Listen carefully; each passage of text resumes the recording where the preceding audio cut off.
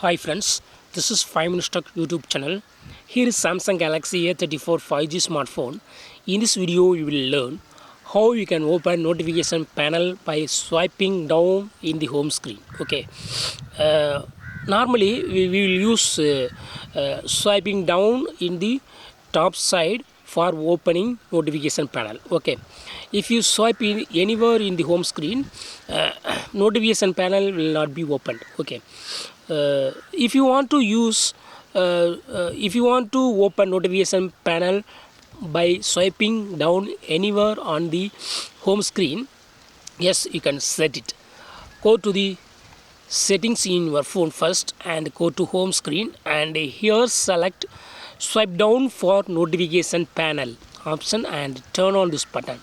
Open the notification panel by swiping down anywhere on the home screen. That's what this feature is used. Okay, go to the home screen now, and I swipe down here in the home screen, and notification panel is now opened. Either you can open by swiping from the top side, or you can swipe down anywhere on the home screen, and notification panel will be easily opened. Okay, this is very useful features for quickly open your notification panel in your phone Samsung Galaxy A34 5G. That's all friends. Thanks for watching. Bye.